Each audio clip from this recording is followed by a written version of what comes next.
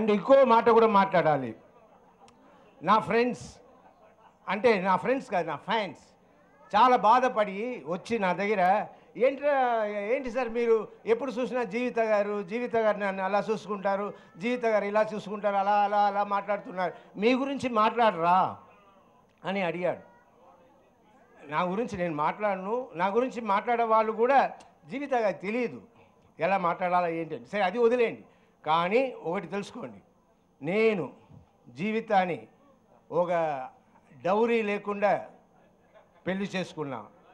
Okay, ఆ అమ్మాయిని first writer చేశాను, తర్వాత డైరెక్టర్ చేశాను, ఎడిటర్ చేశాను, ప్రొడ్యూసర్ చేశాను, అన్నీ చేశాను, అన్నీ బికాస్ ఆఫ్ మై ఫోర్స్.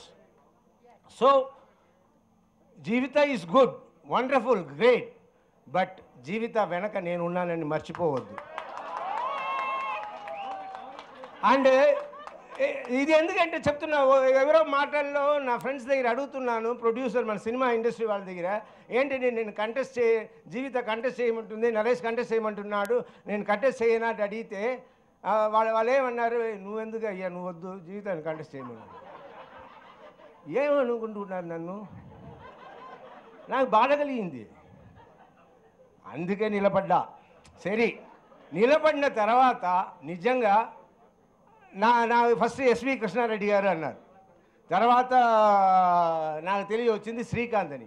నిజంగా భయపడ్డాను, ఎందుకంటే శ్రీకాంత్ అందరితో తిరిగేవాడు, అందరూ ఫ్రెండ్స్, అందరూ క్రికెట్ ప్లేయర్స్, అందరితో కలిసిమెలిసి ఉంటాడు. ఆయన ఎదిరించి నిలబడ్డాం.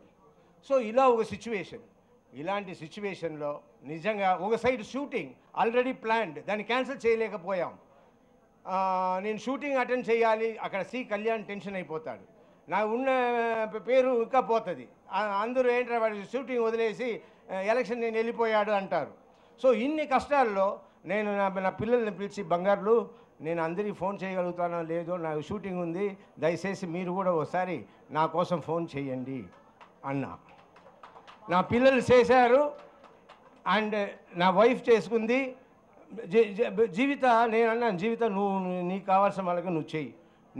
నాకు చౌదరి గారు, డైరెక్టర్ చౌదరి గారు, మోహన్ ఇద్దరు కూర్చొని చేసి ఓన్లీ చెప్తున్నాను, మీ అందరి లవ్ వల్ల నేను గెలిచాను.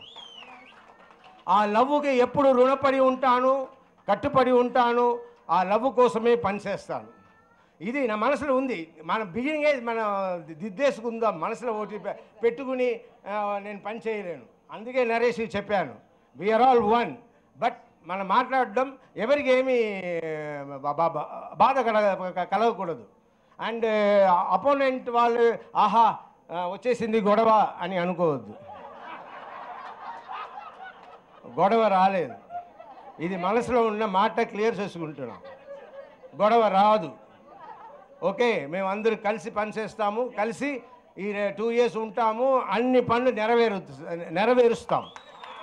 ఎస్, అండ్ అందరికీ థ్యాంక్స్ అండి, మీ లవ్కి ఎప్పుడు రుణపడి ఉంటాను. అండ్ శ్రీకాంత్ గారు నన్ను క్షమించండి, నేను ఫస్ట్ తీసేసుకుందామని అనుకున్నాను, తర్వాత మాట్లాడేసాము, కొందరు ఇలా మాట్లాడడం వేరు, నువ్వేంటో నువ్వు మూసుకో జీవితాన్ని వెళ్ళమను అంటే నాకు అదోలా అనిపించి వచ్చేసాను.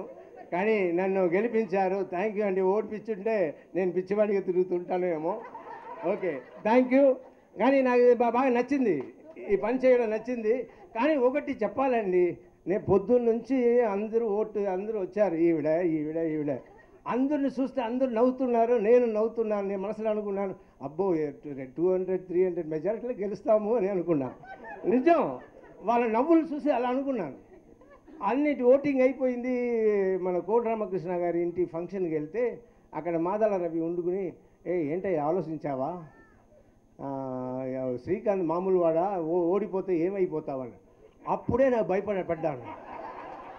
అయ్యో మరి ఇంతమంది నవ్వారే, అవును నవ్వితే అప్పుడే అనుకున్నా, అయ్యో వీళ్ళందరూ యాక్ట్ చేశారా, నాకు భయం, ఏమవుతుందో భయం.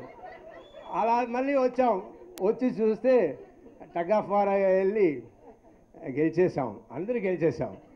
గ్రేట్. అండ్ ఇదే సంతోషంలో మేము పనిచేస్తాము, పని చేసి చూపిస్తాం. Thank you.